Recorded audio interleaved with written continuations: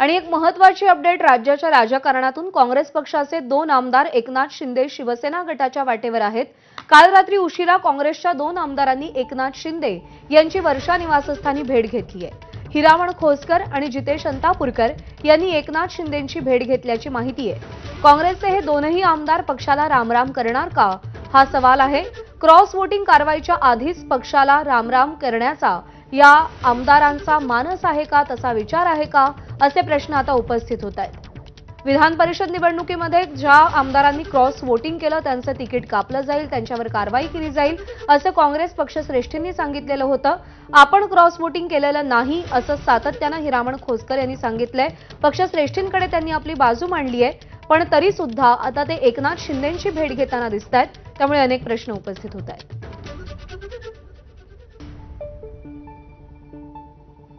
दरम्यान या संदर्भात आमदार जितेश अंतापूरकर यांनी एबीपी माझाला काय प्रतिक्रिया दिली आहे पाहूया।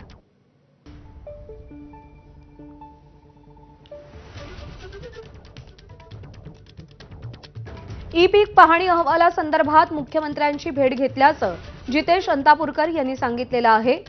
यामागे कोणतेही राजकारण नाही, तर ई पीक पाहणीसाठी मुख्यमंत्र्यांची भेट घेतल्याचं जितेश अंतापूरकर यांनी सांगितलेलं आहे। पण विधानसभेच्या तोंडावरती काँग्रेसच्या या 2 आमदारांनी मुख्यमंत्री एकनाथ शिंदेंची भेट घेणं हा चर्चेचा विषय मानला जातोय, कारण हिरामण खोसकर यांच्यावरती विधान परिषदेमध्ये क्रॉस वोटिंग केल्याचा आरोप आहे। आपण क्रॉस वोटिंग केलं नाही अशी भूमिका त्यांनी सातत्यानं मांडली आहे।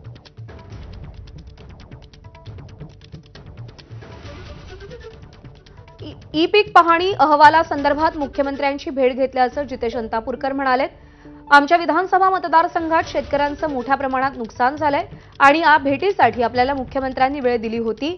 या भेटीत कोणत्याही प्रकारची राजकीय चर्चा झाली नाही असं जितेश अंतापूरकर यांनी स्पष्ट केलंय।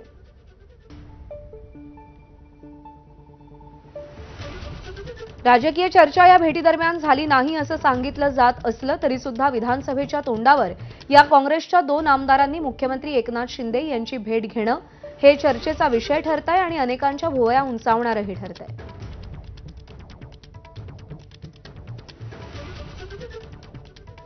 आणि स्वतः जितेश अंतापूरकर सध्या आपल्या सोबत आहेत। अंतापूरकरजी नमस्कार, आपलं स्वागत। काल भेट नेमकी कशासाठी झाली, काय कारण होतं?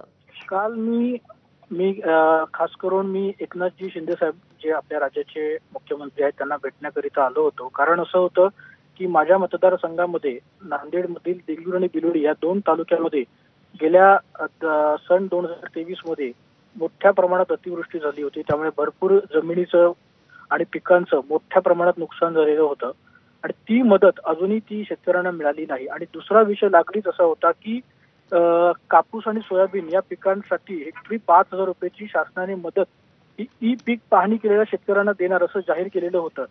त्यापैकी शेतकरी अतिशय त्या संदर्भात नाराज आहेत, कारण ई पीक पाहणी केलेल्या बऱ्याच शेतकऱ्यांना अजून त्याची कुठलीही मदत मिळाली नाही व ज्यांची ई पीक पाहणी झाली नाही त्याही शेतकऱ्यांची त्यामध्ये नाराजगी आहे की आम्हाला त्यामध्ये कुठलीही मदत मिळत नाही। एकतर मिळणारी हेक्टरी मदत ही 5,000 रुपये आहे। शेतकऱ्यांमध्ये तो ऍक्च्युली त्या संदर्भात एक नाराजगीचं वातावरण आहे की ती अतिशय रक्कम हेक्टरी 5,000 म्हणजे अतिशय तुटपुंज आहे।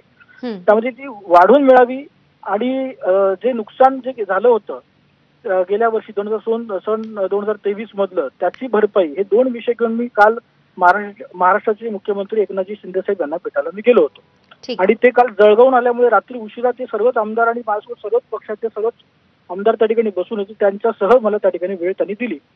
बरं, अंतापूरकरजी आभार आपले, आपण एबीपी माझाला प्रतिक्रिया दिलीत त्याबद्दल। आणि जितेश अंतापूरकर यांच्यासोबत हिरामण खोसकर यांनी देखील मुख्यमंत्र्यांची भेट घेतली। स्वतः हिरामण खोसकर आपल्यासोबत आहेत। खोसकरजी नमस्कार, आपलं स्वागत। जितेश अंतापूरकर यांनी